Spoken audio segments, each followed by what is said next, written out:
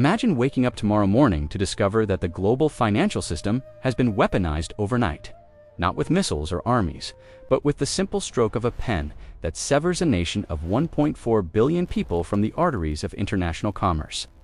Within 72 hours, bank accounts freeze, supply chains collapse.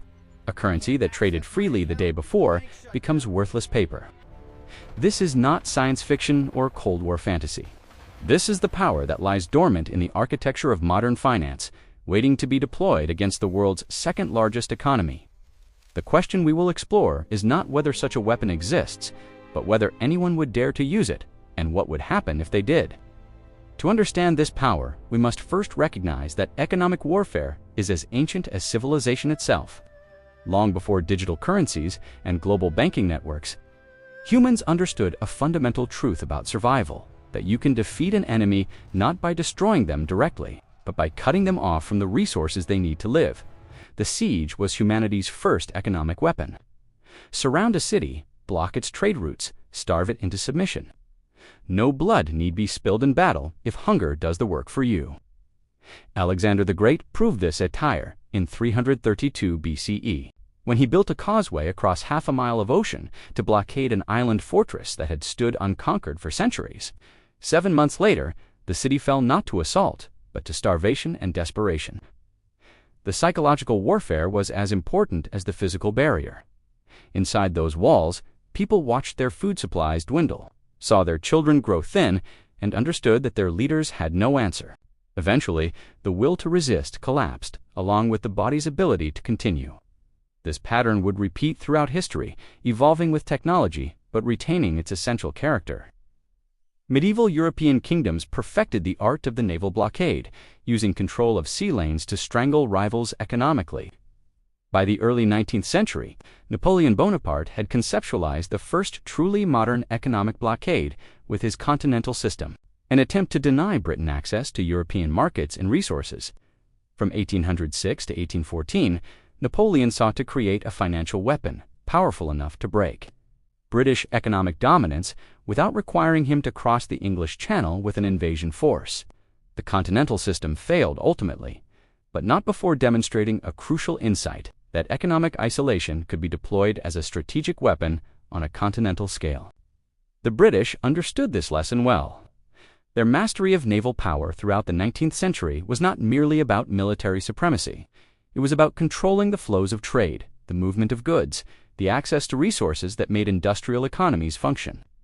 The British Navy didn't just win battles, it dictated who could trade with whom, which nations would prosper, and which would be cut off from the global economy that Britain itself was constructing.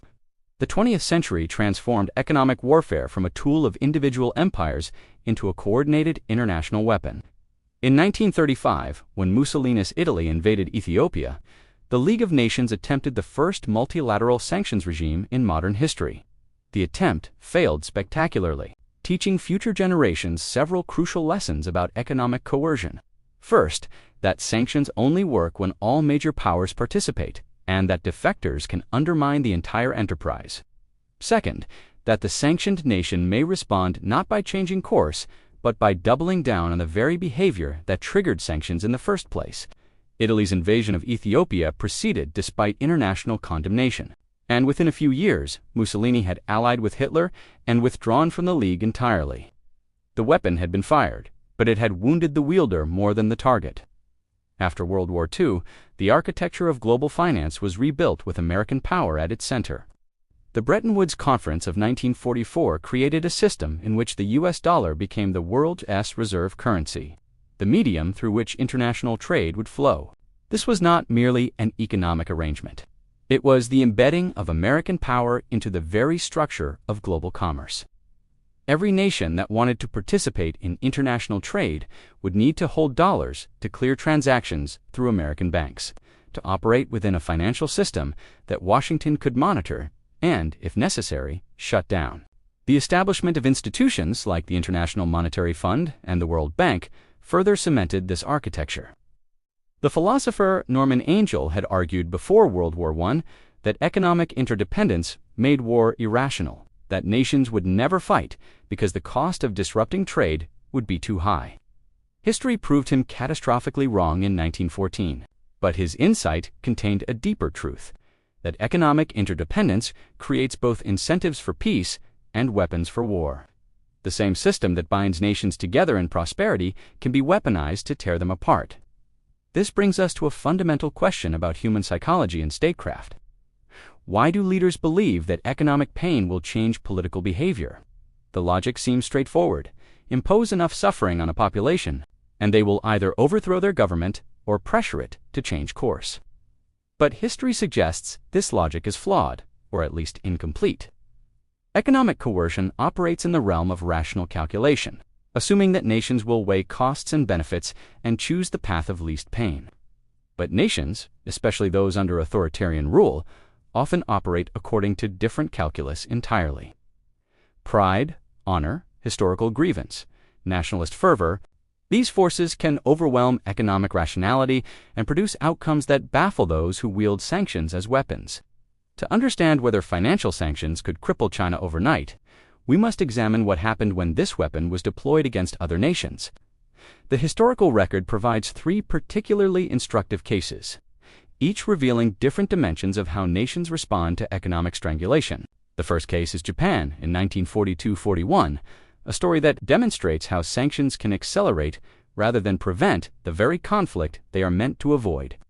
The second is Cuba from 1960 to the present, showing how a small, ideologically rigid state can survive what seems economically impossible. The third is Iran from 2012 onward, illustrating how sanctions can produce the opposite of their intended effect, strengthening rather than weakening a regime's determination to pursue the policies that triggered sanctions in the first place. Japan in 1940 and 41 faced an economic stranglehold that its leaders found intolerable, following Japanese expansion into Indochina. The United States imposed an oil embargo that threatened to bring Japan's military machine to a halt. 80% of Japan's oil came from the United States and the Dutch East Indies. Without that oil, Japan's navy would be immobilized, its air force grounded, its capacity to continue the war in China eliminated. American policymakers believed this leverage would force Japan to withdraw from China and abandon its imperial ambitions in Southeast Asia. They were wrong. The oil embargo did not produce capitulation, it produced Pearl Harbor. The Japanese military leadership faced a choice that Western analysts had assumed would be obvious: accept American demands or face slow economic strangulation. But this framing ignored crucial aspects of Japanese culture and the psychology of the men making decisions. The Bushido Code, with its emphasis on honor and the unacceptability of surrender, shaped how these leaders perceived their options. To acquiesce to American pressure was not merely a strategic retreat, it was a form of national humiliation that violated core cultural values. Moreover, Japanese leaders calculated that slow strangulation was actually worse than immediate war. If they waited, their oil reserves would deplete, their military capacity would atrophy, and their ability to fight would diminish month by month. Better to strike now, while they still had fuel in their tanks and hope for a decisive victory, than to wither slowly under the weight of American sanctions. This reveals a pattern of human behavior that appears repeatedly throughout history. Cornered states take desperate gambles when leaders believe they face inevitable decline, when they see no path forward that preserves their power or their nation's status. They often choose the higher-risk option of military conflict over the certainty of slow defeat. American sanctions did not prevent war with Japan, they guaranteed it. The lesson here is not that sanctions never work, but that their effects depend critically on the psychology and culture of the leadership being targeted. What appears rational to one side may appear intolerable to the other. Cuba presents a radically different case study. Beginning in 1960, the United States imposed what would become the most comprehensive and long-lasting embargo in modern history. Over the following decades, Cuba lost access to 85% of its previous trade relationships. When the Soviet Union collapsed in 1991, Cuba entered what Fidel Castro called the special period, a time of extreme economic hardship that saw GDP contract by over 30%, food consumption plummet, and widespread suffering that would have toppled most governments. Yet the Castro regime not only survived, but retained substantial popular support and maintained its revolutionary ideology largely intact. How did Cuba endure what should have been economically impossible? The answer lies partly in material adaptation and partly in psychological resilience. Materially, Cuba innovated out of necessity. Urban agriculture transformed Havana's vacant lots into food production zones. Medical diplomacy became an export commodity, sending Cuban doctors to nations around the world in exchange for oil and hard currency. A dual currency system emerged to manage the contradictions of a socialist economy operating in a capitalist world. But beyond these practical adaptations, something deeper sustained the regime. The siege mentality that economic isolation created actually strengthened internal cohesion rather than weakening it. When people suffer together under external pressure, when they can attribute their hardship to a foreign enemy rather than to their own government's failures, it creates a sense of shared struggle that authoritarian leaders can exploit. This raises a philosophical question that applies directly to the China scenario. Does prolonged suffering weaken or strengthen authoritarian control? The answer appears to depend on whether the population blames their government or the outside world for their condition. In Cuba's case, decades of American hostility had created a narrative framework that made the embargo itself proof of American imperialism. Every food shortage, every blackout, every economic hardship could be attributed not to the failures of central planning, but to the external enemy trying to strangle the revolution. Compare this to Chinese political culture, where Confucian emphasis on social harmony and collective good might produce different responses than Cuban revolutionary ethos. Yet both systems share a crucial characteristic: the ability of the state to control narrative and information. To shape how people understand the causes of their suffering, Iran offers a third pattern, one that combines elements of both Japanese resistance and Cuban endurance, while adding unique dimensions of its own. When comprehensive sanctions targeting Iran's banking system and oil exports were imposed beginning in 2012, the economic impact was devastating.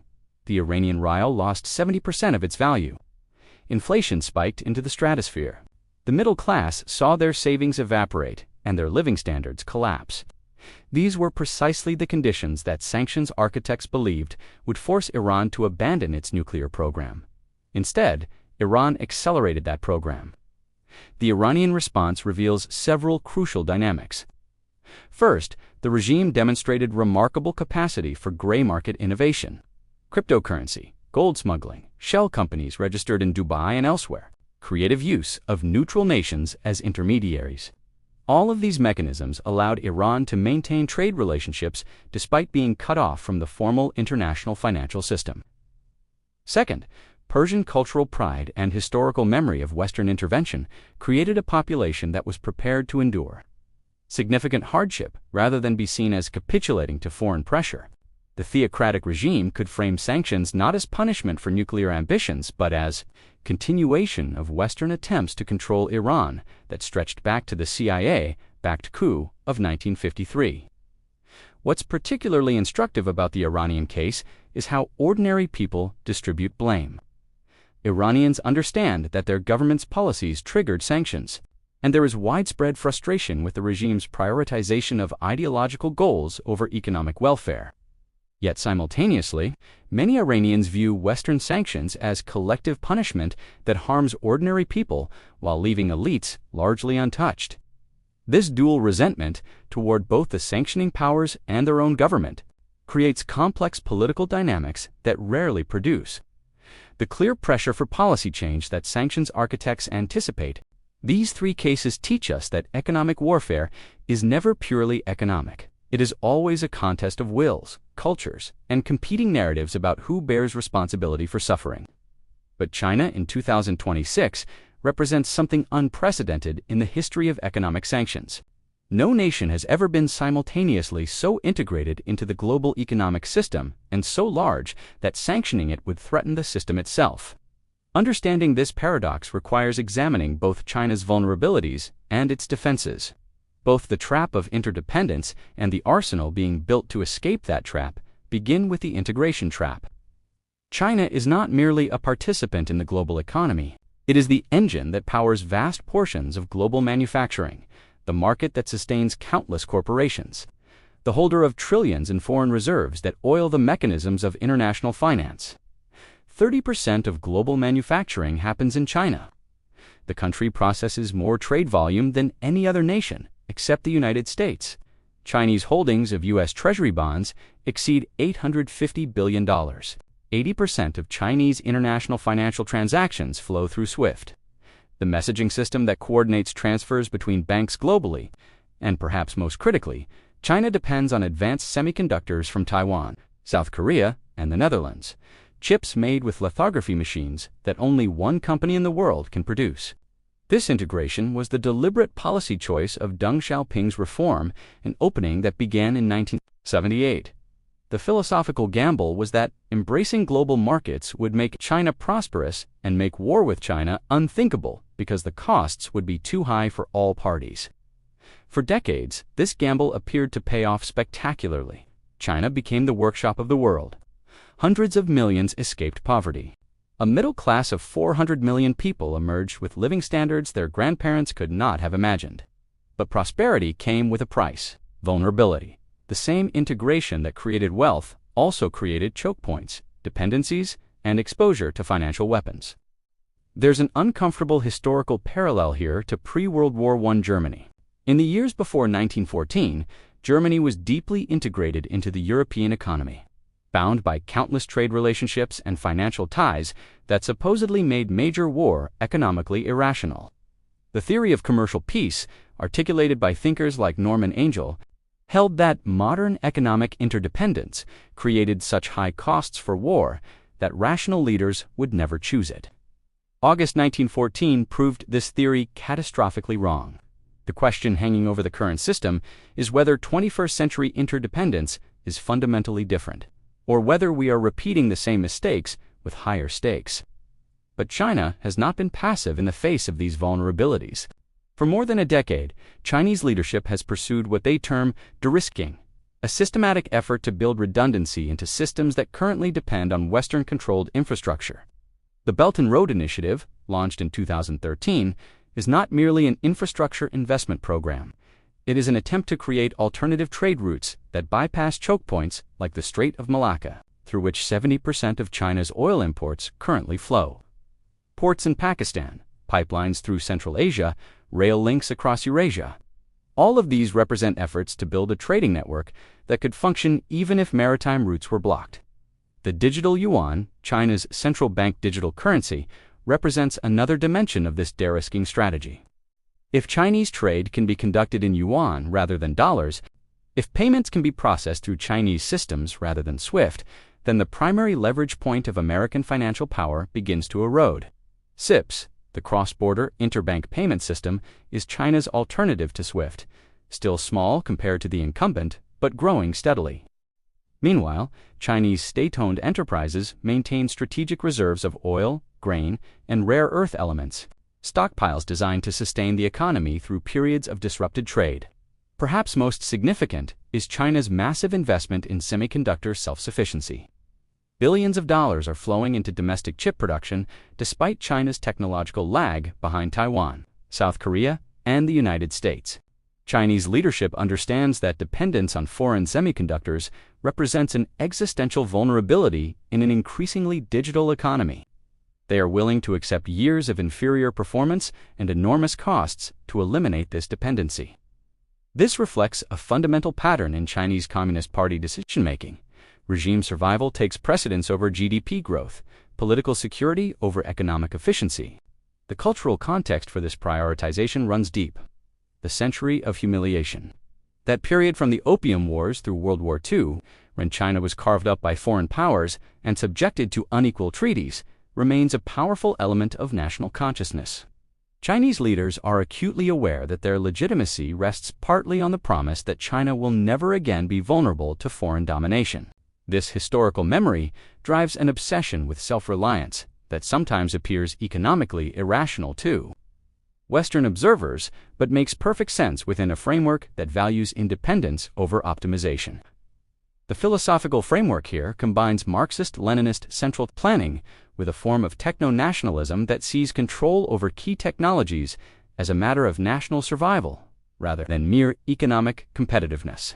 Yet for all this de-risking, China remains deeply vulnerable in ways that matter enormously. Which brings us to the third dimension of China's unique position.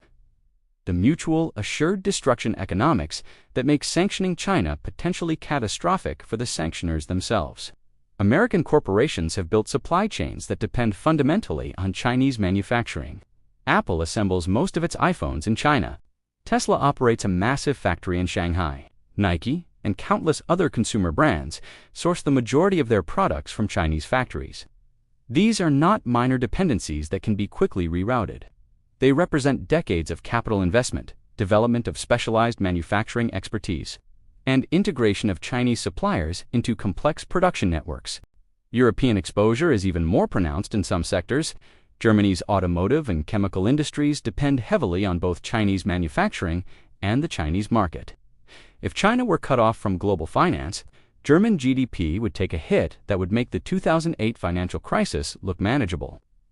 The global inflation impact of losing 30% of manufacturing capacity overnight would be staggering. Prices would spike across nearly every category of consumer goods. Supply chains for everything from pharmaceuticals to electronics to automobiles would collapse. The Strategic Petroleum Reserve and other emergency measures could cushion some shocks. But the scale of disruption would be unprecedented in modern economic history. Then there's the $859 billion in U.S. Treasury bonds that China holds. This is often cited as Chinese leverage, the threat being that China could dump these bonds and crater U.S. debt markets. In reality, this weapon is less powerful than it appears. China selling treasuries would hurt China as much or more than it would hurt the United States, destroying the value of China's own holdings, while the Federal Reserve could simply buy the bonds to stabilize markets. But the perception of vulnerability matters as much as the reality. Markets operate on psychology as much as fundamentals. And the mere possibility of Chinese bond sales could trigger financial instability, even if the actual impact would be limited. This creates a psychological deterrent that goes beyond rational calculation. There's an assumption, widely held in policy circles, that China is simply too big to sanction. The costs would be so high for everyone involved that the weapon will never be used. This logic mirrors the nuclear deterrence theory that prevented direct conflict between superpowers during the Cold War. Mutual assured destruction worked when both sides believed that war would destroy everyone, making it unthinkable. But history teaches us that leaders often miscalculate in crisis moments, that they overestimate their ability to control escalation and underestimate the costs of their actions. So we arrive at the central question that animates this entire analysis.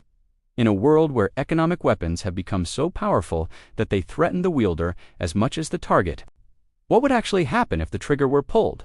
What would the first 72 hours look like if Western powers decided to deploy comprehensive financial sanctions against China?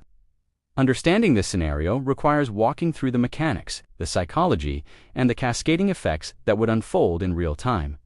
The triggering event could take many forms.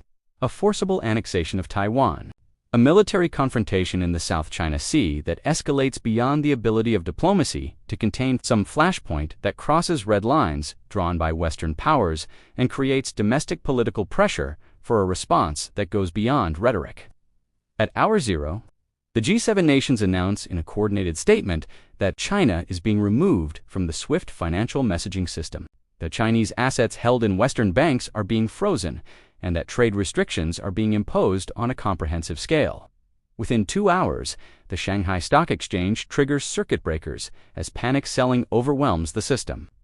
The yuan, which had been trading relatively steadily, plummets 20% against the dollar as markets price in the complete severing of China from global finance.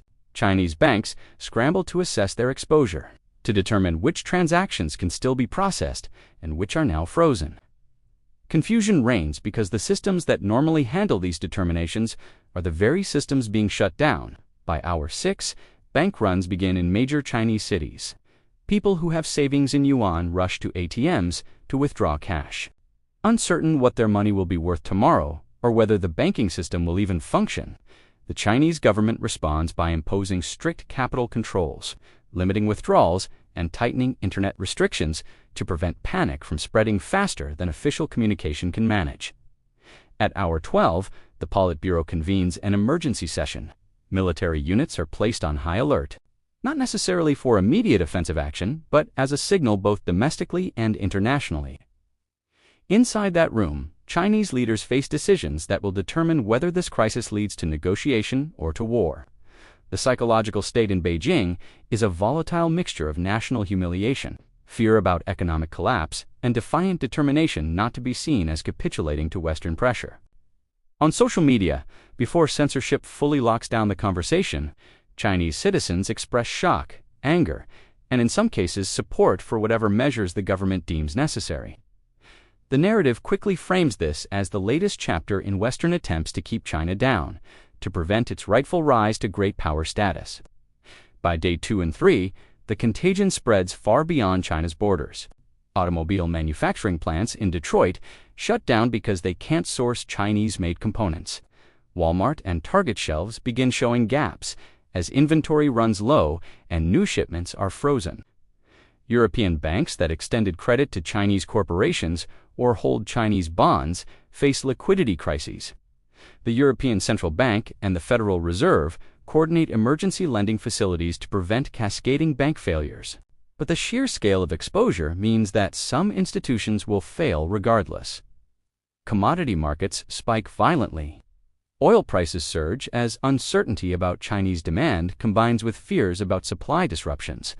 Copper, which China consumes half the world's production of, sees wild price swings as traders try to determine whether China will dump reserves or hoard them. Inside China, protests erupt in multiple cities despite the government crackdown.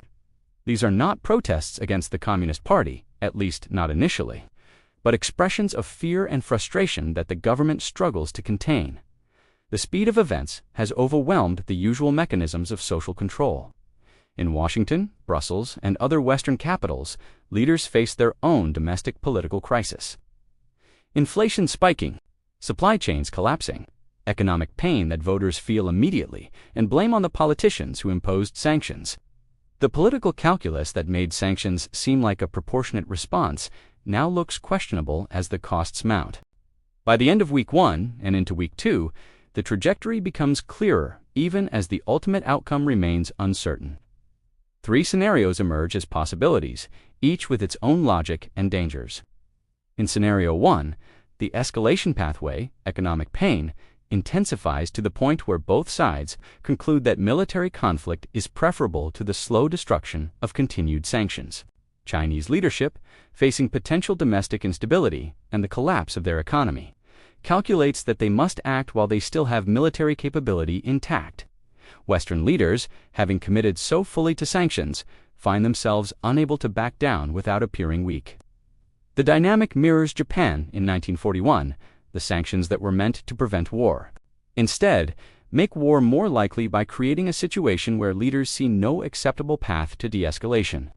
Scenario 2, the negotiation pathway, sees back-channel diplomacy produce a framework for partial sanctions relief in exchange for Chinese concessions on whatever issue triggered the crisis. This requires both sides to find a way to declare victory while backing down a difficult but not impossible task. The Cuban Missile Crisis offers a template. Kennedy and Khrushchev both found ways to claim they had defended their nation's interests while stepping back from the brink. But the Cuba comparison also highlights the risks. That crisis was resolved partly through luck, partly through the personal relationship between leaders, and partly because both men genuinely feared nuclear war. Would the same restraint operate in a crisis over Taiwan or the South China Sea, especially given the different political systems and cultures involved? Scenario 3, the fragmentation pathway, sees the world split into competing economic blocs in a new Cold War architecture. China doubles down on its alternative systems, SIPs instead of SWIFT, yuan instead of dollars, Belt and Road partnerships instead of Western-led institutions. Nations are forced to choose sides, to align their economic systems with either the Western or Chinese sphere. This creates a less efficient global economy, but one that both sides can survive within. Trade continues, but through different channels and in different currencies. The integration that characterized globalization from 1990 onward unravels, replaced by a more fragmented and politically constrained system. The crucial insight is that the first 72 hours determine which of these pathways becomes locked in. Once certain actions are taken, once certain statements are made, once domestic politics in multiple nations commit leaders to specific positions, the room for maneuver narrows dramatically. This is why the mechanics of crisis escalation matter so much. The question is not what rational actors would choose in calm deliberation, but what pressured leaders will decide when they have hours rather than weeks to make choices, when they are operating with incomplete information, and when they are subject to all the cognitive biases that plague human decision-making under stress. Which brings us to the final dimension of analysis. What history teaches us about the efficacy and dangers of financial sanctions as weapons, and what this means for the questions we began with. Can a financial sanctions war cripple China overnight? And if it can, should it ever be attempted? The historical pattern is remarkably consistent. Sanctions rarely achieve their stated political objectives when deployed alone. Japan was not deterred from aggression. Cuba did not abandon socialism. Iran did not halt its nuclear program. In each case, the sanctioned nation either found ways to adapt economically, mobilized nationalist sentiment to offset suffering, or chose escalation over capitulation. The unintended consequences often outweigh the intended effects. Japan's militarization accelerated. Iran's nuclear program advanced. Cuban-American relations remained frozen for 6 decades. And in nearly every case, the economic pain concentrated on ordinary people rather than on the political elites who made the decisions that triggered sanctions.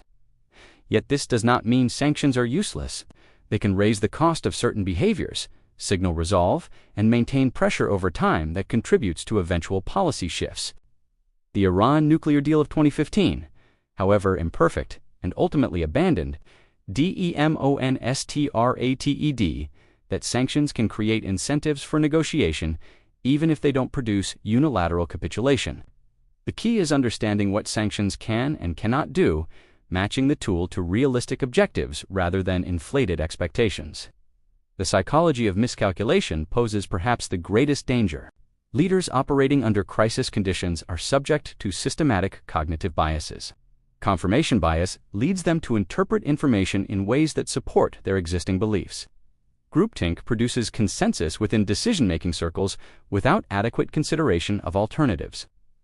Escalation, commitment, the tendency to double down on failing policies rather than admit error, drives cycles of action and reaction that spiral beyond anyone's control. These are not failures of particular leaders or systems. They are features of human cognition that appear across cultures and throughout history.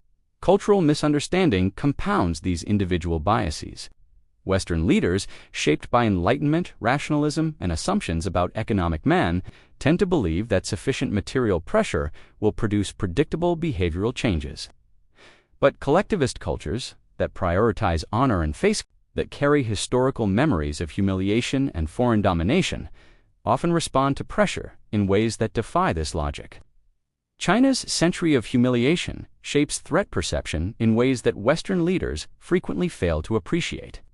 What appears to Washington as reasonable pressure to enforce international norms appears to Beijing as the latest chapter in a long history of Western attempts to keep China weak and divided. The comparison between different decision-making models illuminates these dynamics.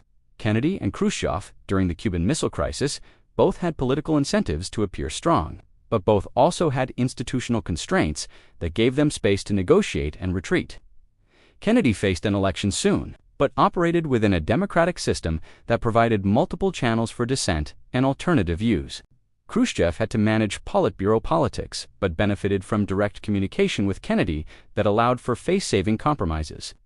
Contrast this with Hitler or Tojo, leaders operating within systems that had eliminated institutional checks and whose personal psychology made backing down virtually impossible. The Chinese political system, with its emphasis on collective leadership and consensus within the Politburo, falls somewhere between these models. It is neither a dictatorship subject to one individual's psychology, nor a democracy with robust institutions for managing dissent. This leads to a philosophical insight about the tension between Enlightenment, rationalism, and tribal psychology. Modern economic and political theory rests on assumptions about rational actors pursuing material interests through calculable means. But in moments of crisis, particularly those involving questions of national identity and collective honor, humans revert to older, deeper patterns of tribal loyalty and zero-sum thinking. The careful cost-benefit analyses that drive policy in normal times give way to emotional responses, to symbolic gestures, to the defense of principles that matter more than prosperity. This is not a bug in human nature that better education or institutions can fix. It is a feature of how we are constructed as social beings. Which brings us to the paradox of power that defines the current moment. Economic interdependence creates both peace incentives and escalation risks simultaneously. The same ties that make war costly also create weapons that can be deployed without firing a shot. But weapons that are too powerful to use invite the very behavior they are meant to deter. Because targets assume the weapon will never actually be deployed. This is the logic that governed nuclear deterrence during the Cold War, and it is increasingly the logic that governs economic statecraft today. The comparison between nuclear weapons and financial weapons reveals troubling parallels. Both represent mutual assured destruction. Both create instability precisely because they are so powerful. Both depend on the assumption that rational actors will recognize the catastrophic costs and step back from the brink. But the historical record of nuclear near misses, from the Cuban Missile Crisis to false alarms that nearly triggered launches, demonstrates how fragile this assumption is.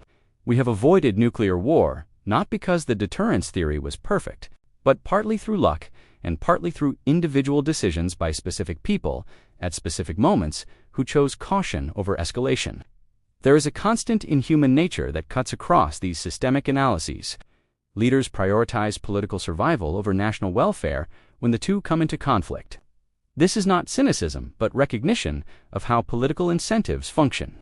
A Chinese leader who backs down under Western pressure may preserve his nation's economy, but risks losing power to those who portray him as weak. An American president who lifts sanctions without clear concessions may avoid economic pain, but faces accusations of capitulation from domestic opponents. These individual political calculations can drive outcomes that are collectively catastrophic, producing wars or economic crises that nobody actually wanted but that the logic of political survival made inevitable. The Thucydides trap, that historical pattern where rising powers come into conflict with established powers, applies to economic warfare as much as to military confrontation. Ancient Athens and Sparta went to war, not because either wanted war, but because the rise of Athenian power created fear in Sparta that made conflict seem inevitable. The same dynamic shapes contemporary relations between the United States and China. American policymakers watch China's rise with increasing anxiety, seeing threats to the international order that America built and benefits from. Chinese leaders see American efforts to constrain China's rise as attempts to prevent China from achieving its rightful place in the world. Neither side intends to trigger catastrophe, but the structural pressures created by power transition make miscalculation increasingly likely. This raises a final question that goes beyond technical analysis of sanctions' effectiveness or historical comparisons. Are we building systems that are smarter than the humans who must operate them? We have created a global financial architecture of extraordinary complexity and power, systems that can transmit shocks around the world in microseconds, that concentrate enormous leverage in the hands of those who control key nodes, that can bring entire economies to their knees without a single soldier crossing a border. But the people who must make decisions about deploying these systems are still subject to all the limitations, biases, and emotional responses that have characterized human beings throughout history. We have not evolved cognitively to match the power of the tools we have created. So we return to the scenario we began with, but now with understanding layered over initial shock. Yes, China could be crippled overnight by comprehensive financial sanctions. The mechanisms exist, the vulnerabilities are real, the leverage is there to be deployed. But to focus only on whether we can do this is to miss the more important question: what happens after? The grocery clerk in Beijing trying to feed her family, the factory worker in Ohio whose plant closes because supply chains have collapsed, the bureaucrat in Brussels managing a financial crisis that threatens the entire European project. These are not abstractions. They are humans connected through systems they did not create and cannot control, all vulnerable to decisions made by leaders operating under impossible pressure in crisis moments. The historical cases we have examined, Japan and Cuba and Iran, teach us that sanctions produce outcomes that are rarely predictable and often opposite to what was intended.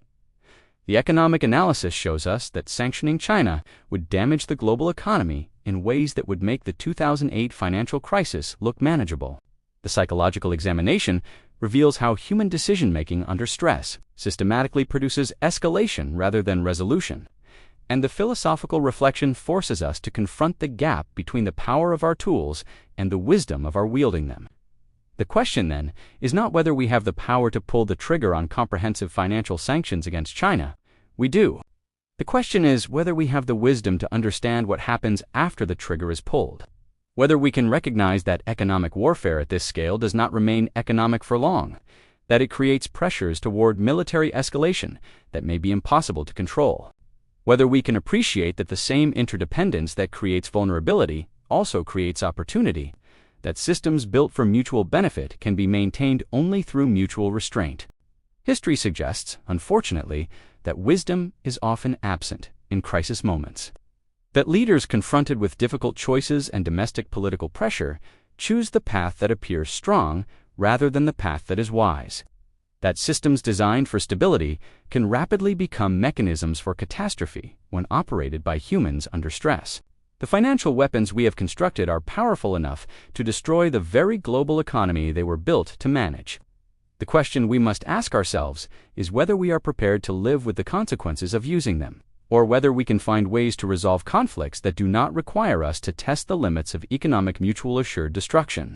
In the end, the story of financial sanctions in China is not really about economics or even about geopolitics.